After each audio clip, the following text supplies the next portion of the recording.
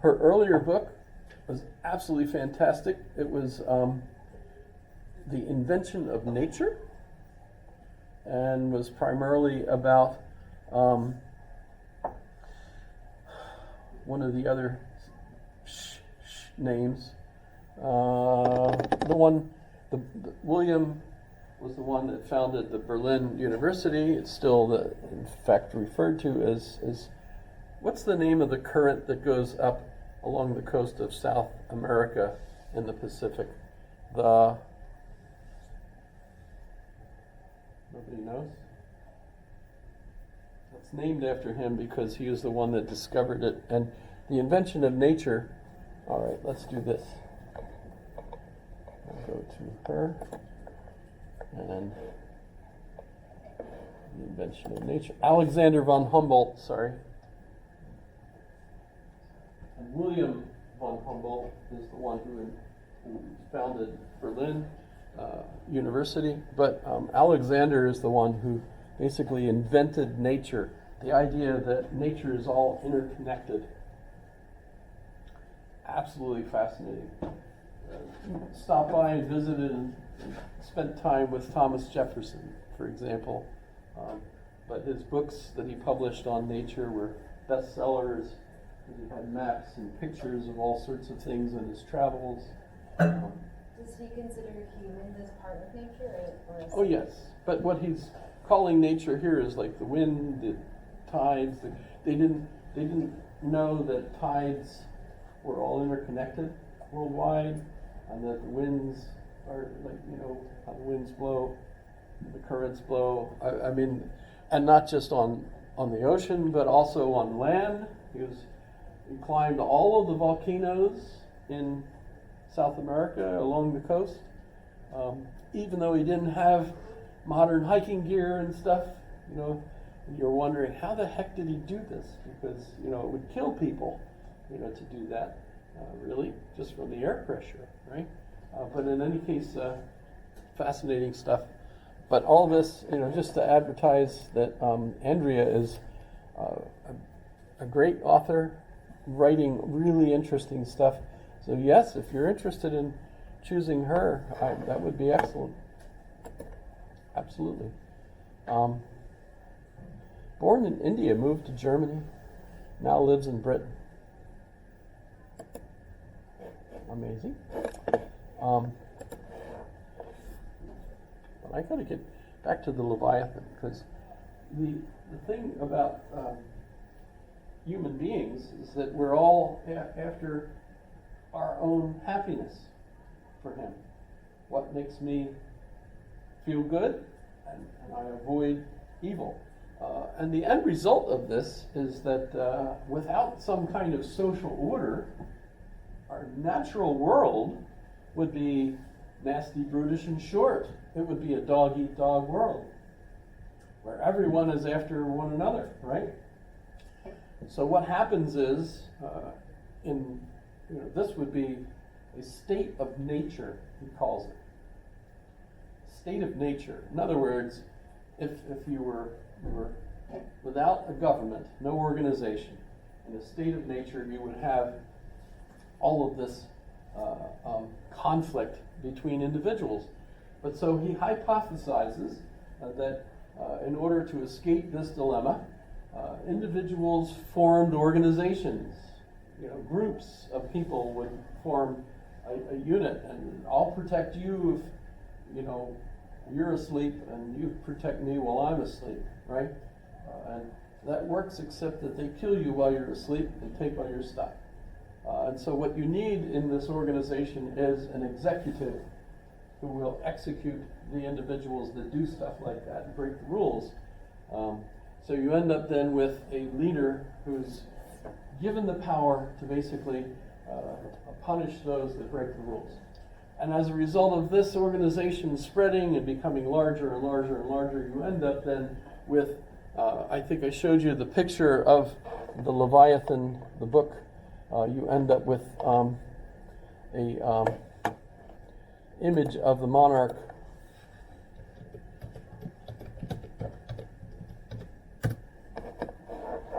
You can see in this picture here. you can see the Leviathan's body is made up of a whole bunch of little people in the original.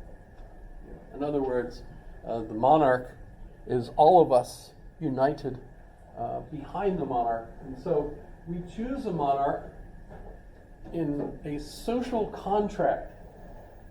So we give all the power to the executive to protect us, and especially to protect our lives, liberty, and our pursuit of happiness.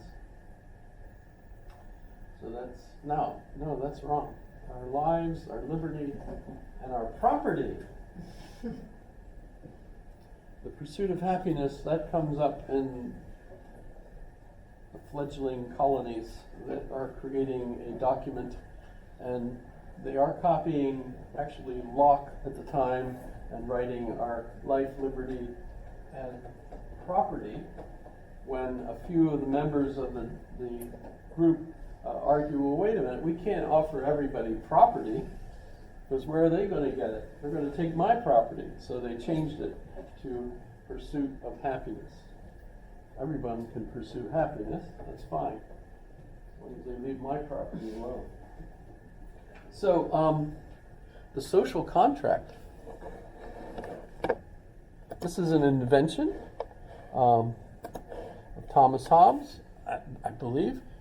This is the influential formation, it says, of a social contract, and the idea that authority comes from a social contract, not from the divine right of kings. Now, politically, this was advantageous at the time because there was a civil war going on between the Protestants and the monarch, Charles I. Remember, Charles I loses the argument and gets his head chopped off. And you end up with Oliver Cromwell as the protector. And so Cromwell reads this book and thinks, aha, Hobbes is supporting me being legitimately in charge of the people because there's a social contract and they picked me. But some of his friends say, it actually looks more like he's saying that the king is legitimate. But who's to know for sure? But in any case, Oliver Cromwell died. That happens, even the philosophers. And as a result of that, his son became the protector. And it turned out that the son wasn't nearly as good at protecting as the father. And so eventually what happened was they decided, you know what? Let's go get King Charles, let's get Charles II, because he's an enlightened monarch, because Thomas Hobbes was his tutor. So let's go get him. And so they invite him to come back and be king. And first thing he does is he digs up the body of Oliver Cromwell, chops his head off, and puts it on a stake out in front of the gate to London. Payback, as they say, payback is a beach. In Hawaii, life is a beach, and then you fly, because after 2 weeks you've had it when you leave by air. That was meant to be hilarious.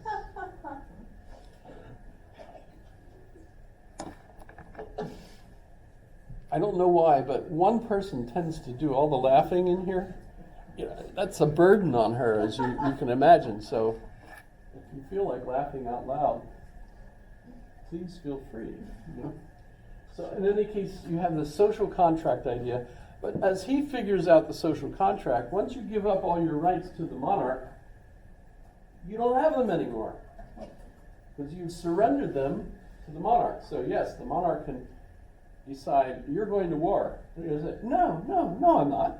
Yes, you are. And the monarch has all the authority. You gave him the authority. So he gets to send you to war.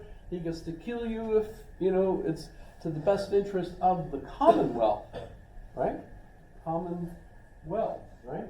And so you end up then with this idea that the monarch is the ruler who has all the power. Notice that that's not the kind of contract that our Constitution endeavored to create. Instead, we have checks and balances. Hobbes did not have any checks or balances. And by the way, the idea of religion for him is that religion is the department of state. And the main reason for religion is to convince people to follow the laws by being scared to death that God will punish them if they don't. And you know, what's the nature of God?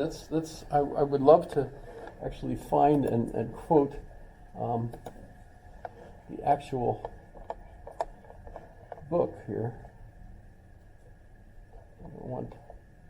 Here's Gutenberg. It'll be there. I get the whole thing here, whether you like it or not. And let's see if I can just click. In fact, this index is really a great idea, you know, because it builds very logically.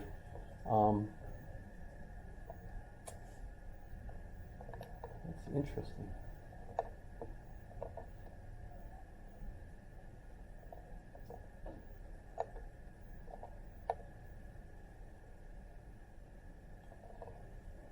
I don't know if you're reading this as fast as I am, but so how speech works? It's all motions, guys. Everything comes from motions. And how names work. Words are insignificant. Understanding. Reason, what it is. Reason defined. Use of reason. Causes of absurdity. Pleasures of sense. Pain, grief. I remember reading this and thinking it was absolutely amazing. Because, I mean, you're coming out of the Middle Ages, and all of a sudden you're reading something that's really scientific, although, of course, it's the beginnings of a modern science of it. How we get wit, you know, and that's actually smartness and significant speech. Don't use bad words. So the power, you know, the desire of power in all men. I mean, this is all really good early psychology. Here's the, okay, so I was looking for this. So religion, it gets to religion. Okay, so notice that religion is in man only. You don't see it in the animals. Sheep don't, you know, meet on Sundays and have a together. But seeing there are no signs nor fruit of religion, but in man only, there is no cause to doubt, but that the seed of religion is also only in man, and consisteth in some peculiar quality, or at least in some eminent degree thereof, not to be found in other living creatures. First, from his desire of knowing causes. At first, it is peculiar to the nature of man to be inquisitive into the causes of the events they see, some more, some less, but all men so much as to be curious in the search of the causes of their own good and evil fortune. From the consideration of the beginning of things, secondly, upon the sight of any thing that hath a beginning, to think also it had a cause, which determined the same to begin, then, when it did, rather than sooner or later. Thirdly, whereas there is no other felicity of beasts, but the enjoying of their quotidian food. I love that. Quotidian food, the quota of food that they get per day. Ease and lusts, as having little or no foresight of the time to come for want of observation. Well, actually, ants do a hell of a job, don't they? You know, ants, they cut leaves, they grow things for like millions of years in these ant colonies, and it's amazing, actually. Bees, let's not get into all that. He obviously doesn't know about that. For want of observation and memory of the order, consequence, and dependence of the things they see. Man observeth how one event hath been produced by another, and remembereth in them antecedents and consequence. And when he cannot assure himself of the true causes of things, for the causes of God, for the causes of good and evil, fortune, or I'm losing my place, aren't I? For the causes of good and evil, fortune, for the most part, are invisible. He supposes causes of them, either such as his own fancy suggesteth, or trusteth to the authority of other men, such as he thinks to be his friends and wiser than himself. The natural cause of religion, the anxiety of the time to come, the first two make anxiety for being assured that there be causes of all things that have arrived hitherto, or shall arrive hereafter. It is impossible for a man who continually endeavoureth to secure himself against the evil he fears, and procure the good he desireth, not to be in a perpetual solicitude of the time to come. So for as Prometheus, which interpreted as the prudent man, was bound to the hill Caucasus, a place of large prospect where an eagle feeding on his liver devoured in the day as much as was repaired in the night. That's the story. So that man, which looks too far before him in the care of future time, hath his heart all the day long gnawed on by fear of death, poverty, or other calamity, and has no repose nor pause of his anxiety but in sleep. Am I boring you guys to death? Or is this is sitting on the edge of your seat stuff, you know? This perpetual fear, always accompanying mankind in the ignorance of causes, as it were, in the dark, must needs have for object something. And therefore, when there is nothing to be seen, there is nothing to accuse either of their good or evil fortune, but some power or agent invisible, in which sense perhaps, now here he gets very political, in which sense perhaps it was that some of the old poets said that the gods were at first created by human fear, which, spoken of the gods, that is to say of the many gods of the Gentiles, is very true. But the acknowledging of one God, eternal, infinite, and omnipotent, may more easily be derived from that than from the fear of what was to befall them in time to come. In other words, what's he doing? He's protecting himself from the fiery, you know how they would burn people at the stake? You've got to be careful around religion, right?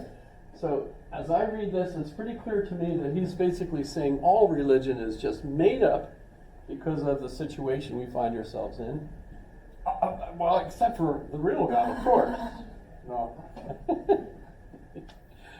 So he doesn't want to get in trouble with the religious authorities. What's with all the extra E's and double letter? I think they're trying to keep it to the original text. He wrote in English as well as Latin, so you can get it in either. And I'm pretty sure we haven't lost. By the way, this is the first philosopher we're looking at who wrote in English. All the other philosophers we've been reading wrote in other languages, and what we're getting normally, unless we read the original, is translation. So subject to lots of things. And I meant to finish the little bit about the Germans liking Shakespeare. Why do they like Shakespeare more than English like Shakespeare? It's because the Germans translate Shakespeare. And as a result, they've had multiple updated translations of the German versions of Shakespeare that keep Shakespeare relevant to contemporary Germans. Whereas, who the heck updates Shakespeare in English? Nobody, right? And so you're trying to read, forsooth, I mean, really, what is he trying to say? You know, if you've watched some of the movies, you know that, well, okay, if you've updated the language a little bit, it makes more sense, but if you keep to the text, it's very confusing, right? And he's a contemporary of Shakespeare, and that's the kind of writing that the English begins with. It gradually changes. Either way, England and the United States are two countries separated by a common language. Okay, no one laughed. Okay, so this is a joke, actually. The two countries are separated by a common ocean. That's the real thing, right? There's an ocean called the Atlantic, separates the two countries. But the joke is that they're two countries separated by a common language. In other words, they speak English, we speak English, but we can't understand them because their English and our English keep us. I mean, for example,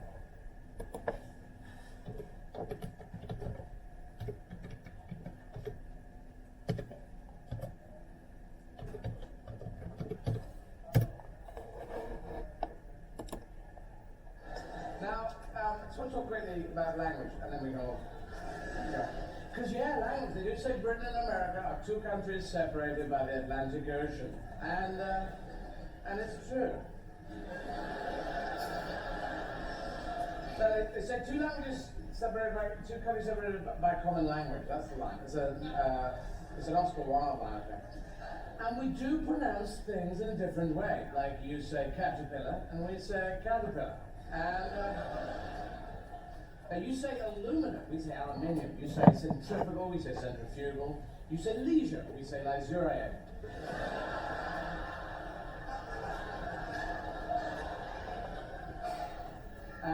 You say basil, we say basil. You say herbs, and we say herbs. Because there's a fucking H in it.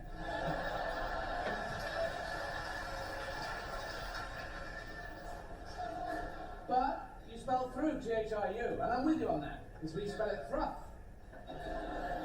And that's trying to cheat at Scrabble. How can we get that ooh sound? Well, a U will work. What about an O as well? No, we don't need it, we're fine. No, I think an O in. Well, alright. And a G as well. What? Yes, a G would be good. Yes, yes, we need a silent G, just in the background, in case of any accidents or something. Well, alright. And an H as well. Fuck it, hang on. An H in case some herbs come along. Alright. And a Q, and a P, and a Z. Look, it's a word in Scrabble that's 480 points.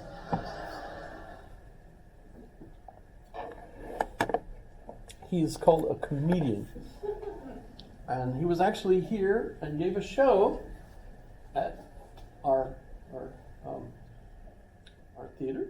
And I remember my daughter, his tickets, as soon as they went on sale, my daughter was the first one on there and she got 3 tickets. So my daughter, and my other daughter, we went and we got to see Eddie Izzard. And it was kind of a waste because after all, I had watched every YouTube video he ever made. And, the only thing he really added to it in the show was what he said about Sarah Palin, which was actually quite funny and decent. He wasn't mean, but still. But he did the Noah sketch and others. And he noticed that in this video he dresses as a trans. There's a word for it. Where you dress.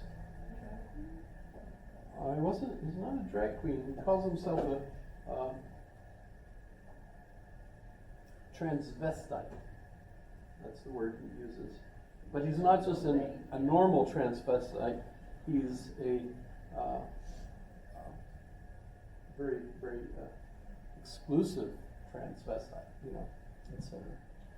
He's funny to watch. I recommend him. But notice that he has a very British sense of humor. He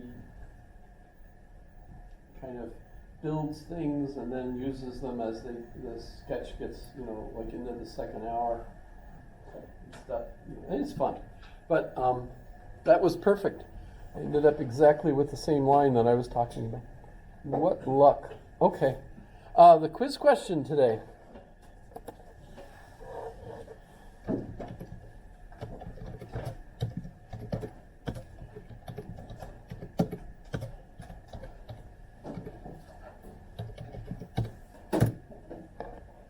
Is have a look at Theodore Mayerne, considered to be Europe's physician, at least that's the title of the book. Miss spell it.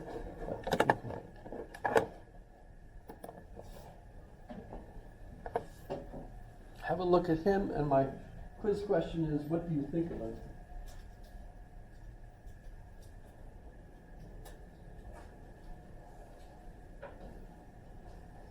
I think you'll be surprised how late it was that people invented chemicals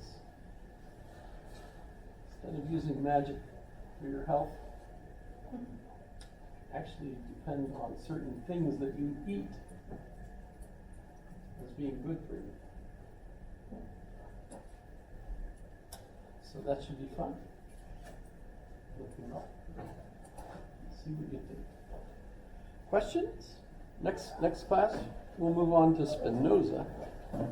Benedict D. Spinoza. Name in Hebrew is Baruch Spinoza. One of the reasons I voted for Obama was because his name was Barack Obama. Barack Hussein Obama, right? And Barak means blessed in Arabic.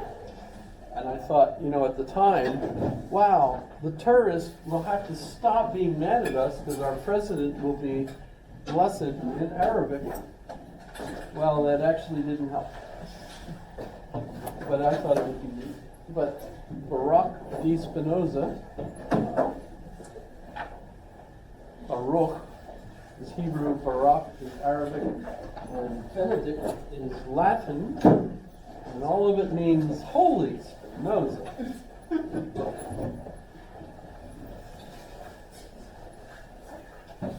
Which is funny, actually. You know what I mean? If you're reading Spinoza, you're thinking, holy Spinoza. What the heck? All right. Thank you for putting up with